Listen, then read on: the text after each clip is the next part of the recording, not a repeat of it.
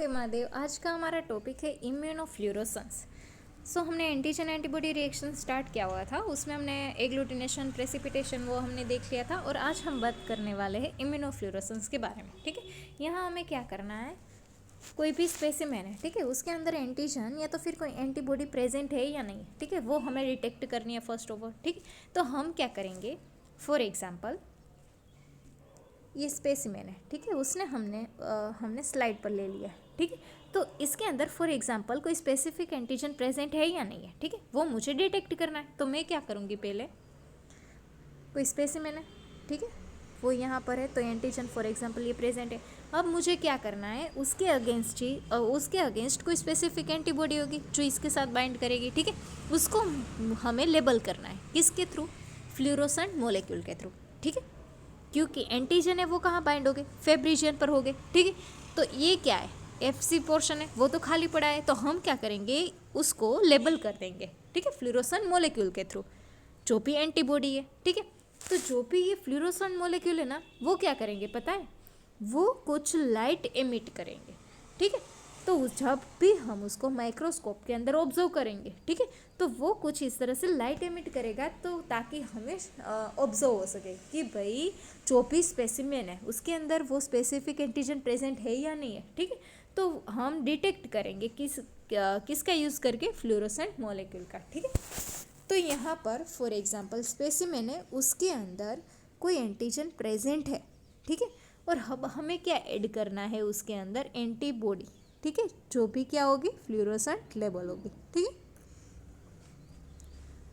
और यहाँ पर हम ऐड करेंगे एंटीबॉडी, तो कुछ अनबाउंड एंटीबॉडी भी मिलेगी। ठीक है, तो अब हमें क्या करना है, अनबाउंड एंटीबॉडी नहीं चाहिए तो हम क्या करेंगे, वॉश कर देंगे। क्यों, अगर अनबाउंड एंटीबॉडी भी प्रेजेंट होगी, ठीक है, तो वो आपको नेगेटिव रिजल्ट भी दे सकते हैं, मतलब गलत रिजल्ट दे सकता है। ठीक है, नेगेटिव नहीं बल्कि गलत रिजल्ट आपको दे सकता है। ठीक है, तो अब आपको वॉश कर दिया तो कुछ आपको इस तरह से ऑब्जर्व होगा। ठीक है, फॉर एग्जांपल कुछ इस तरह से ऑब्जर्व होगा। ठीक है, जब आप माइक्रोस्कोप में ऑब्जर्व करेंगे तो आपको क्या मिलेगा, कुछ लाइट एमिट होके आपको मिलेगी, मतलब आपको पता चलेगा कि भाई रिजल्ट पॉजिटिव है। और जो भी स्पेसिमेन है उसके अंदर जो भी हमें डिटेक्ट करना था एंटीजन, वो एंटीजन प्रेजेंट है।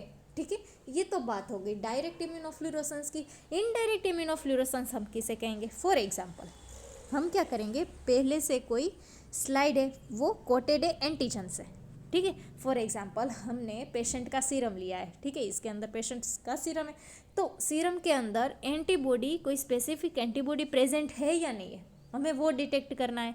ठीक है, तो हम क्या करेंगे, कोई एक स्लाइड लेंगे जो प्री कोटेड होगी एंटीजन से। ठीक है, अब हम क्या करेंगे, जो भी ये पेशेंट का सीरम सैंपल है वो हम ऐड करेंगे। अगर पेशेंट के सीरम में जो भी ये स्पेसिफिक एंटीजन है उसके अगेंस्ट एंटीबॉडी होगी, तो वो कुछ इस तरह से बाइंड कर जाएगी। ठीक है, अब आपको क्या करना है, ठीक है, अब आपको ऐड करनी है सेकेंडरी एंटीबॉडी, जो भी एंटी इम्यूनोग्लोबुलिन हो, मतलब कि वो प्राइमरी एंटीबॉडी है, जो भी ये प्राइमरी एंटीबॉडी है उसके साथ वो जो भी ये सेकेंडरी एंटीबॉडी है वो बाइंड कर जाए। ठीक है, तो हम क्या करेंगे, फॉर एग्जांपल इतना था। ठीक है, एंटीजन पहले से ही कोटेड थे, फिर क्या था, जो भी सीरम हमने ऐड किया, ठीक है, तो उसके अंदर एंटीबॉडी प्रेजेंट थी फॉर एग्जांपल, तो वो बाइंड हो गई। अब हम ऐड करेंगे सेकेंडरी एंटीबॉडी। ठीक है, ये एंटीबॉडी है जो बाइंड करेगी किसके साथ, जो ये प्राइमरी एंटीबॉडी, ये सारी प्राइमरी एंटीबॉडी है। ठीक है, इसके साथ ये सेकेंडरी एंटीबॉडी बाइंड कर जाएगी। ठीक है, तो यहाँ इस तरह से कुछ आपको दिखाई दे रहा है। ठीक है, ये होगी सेकेंडरी एंटीबॉडी। और फिर कोई अनबाउंड एंटीबॉडी है, ठीक है, प्रेजेंट है, तो हम क्या करेंगे, वॉश करेंगे, तो फिर जो भी ये अनबाउंड एंटीबॉडी है वो रिमूव हो जाएगी, तो आपको कुछ इस तरह से मिलेगा। ठीक है, तो अब आपको क्या करना है, ऑब्जर्व करना है किसके अंदर, माइक्रोस्कोप के अंदर। ठीक है, कि भाई स्पेसिफिक एंटीबॉडी प्रेजेंट है या नहीं है। ठीक है, अगर आपको कुछ लाइट मिल रही है, एमिट लाइट, ठीक है, तो आपको पता चलेगा कि भाई हाँ एंटीबॉडी प्रेजेंट है या नहीं है। ठीक है, सीरम के अंदर। अब हम बात करेंगे इम्यूनोफ्लूरोसेंस। तो immunofluorescence is a process in which dye is called fluorochrome. ठीक है, हम यहाँ डाई का यूज़ करेंगे, उसको हम कहेंगे fluorochrome. Are expose to UV, violet और blue light to make them fluoresce और एमिट विजिबल लाइट। मतलब कि जब वो एक्सपोज होगा यूवी से या तो ब्लू लाइट से, ठीक है, तो वो क्या करेगा, कुछ लाइट है वो एमिट करेगा। Fluorescent molecule absorb light of one wavelength and emit light of another wavelength. वो हमें पता है कि भाई जो भी फ्लूरोसेंट मॉलिक्यूल है, ठीक है, वो क्या करेगा, कोई लाइट को एब्जॉर्ब करके एक्साइटेशन स्टेज पर जाएगा और उसको एमिट करके क्या करेगा, एमिशन होगा, ठीक है, तो वो फिर से ग्राउंड स्टेज पर आ जाएगा। वो तो केमिस्ट्री का बेसिक रूल्स है, पता है। Fluorescent dyes can be conjugated to antibodies and that such labeled antibody can be used to identify antigen। हम क्या करेंगे, जो भी फ्लूरोसेंट डाई है, ठीक है, वो हम बाइंड करवा देंगे एंटीबॉडी से, ठीक है, तो जो भी ये लेबल्ड एंटीबॉडी है वो आइडेंटिफाई करेंगे कोई स्पेसिफिक एंटीजन प्रेजेंट है या नहीं है सैंपल के अंदर, ठीक है।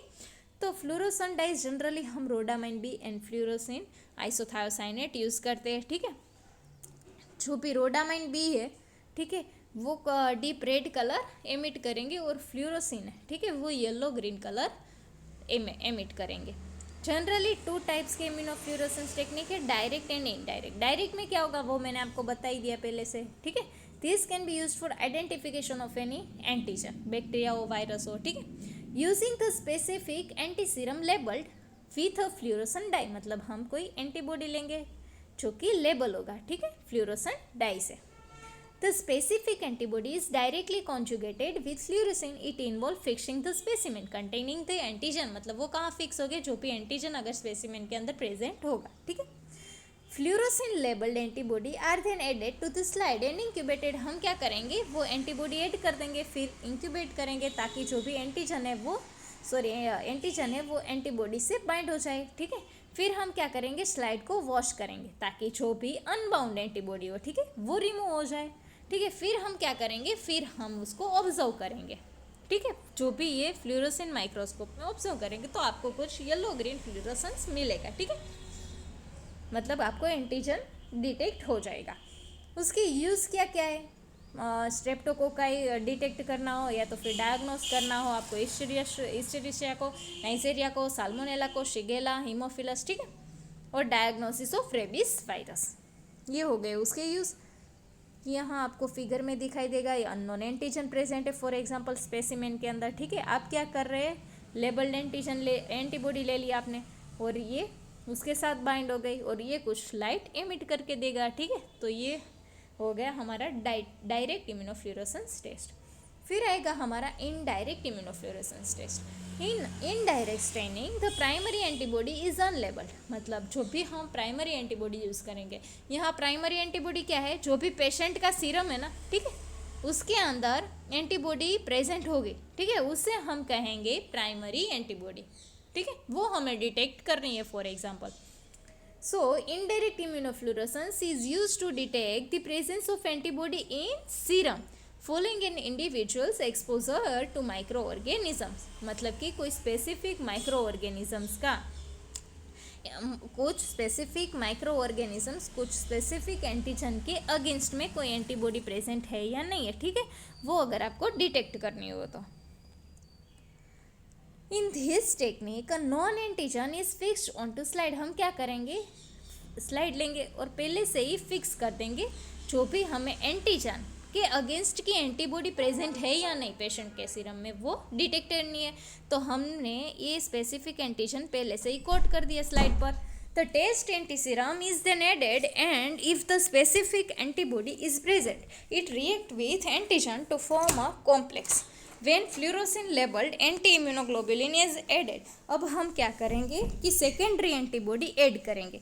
वो क्या करेगी, जो भी प्राइमरी एंटीबॉडी है उसके साथ ये बाइंड कर जाएगी, ठीक है। फॉर एग्जांपल पहले से ये कोटेड एंटीजन थे, ठीक है, जो भी पेशेंट के सीरम में अगर इसके अगेंस्ट के एंटीबॉडी प्रेजेंट होगी तो ये बाइंड हो जाएंगे।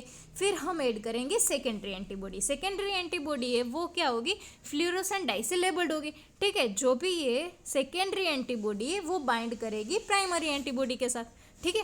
फिर हम क्या करेंगे, वॉश कर देंगे ताकि जो भी अनबाउंड एंटीबॉडी हो वो रिमूव हो जाएगी और फिर हम उसे ऑब्जर्व करेंगे, ठीक है। ये हो गई इनडायरेक्ट।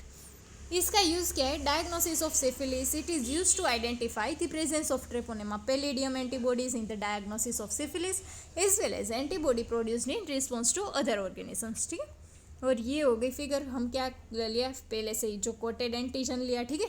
फिर हमने पेशेंट का सीरम ऐड किया, तो पेशेंट के सीरम में अगर एंटीबॉडी प्रेजेंट होगा तो ये इसके साथ बाइंड कर जाएगी। फिर हमने क्या किया, फ्लोरोसेंट लेबल्ड एंटीग्लोबुलिन लिया, ठीक है। अगर पेशेंट के सीरम में प्राइमरी एंटीबॉडी प्रेजेंट होगी तो ये इसके साथ बाइंड कर जाएगी, तो आपको इस तरह से दिखाई दे रहा है, ठीक है। और अब हम इसे ऑब्जर्व कर देंगे, ठीक है। ये था आज का हमारा इम्यूनोफ्लोरेसेंस टेक्निक, ठीक है। अगर आपको कुछ डाउट हो तो आप कमेंट कर सकते हैं। Thank you.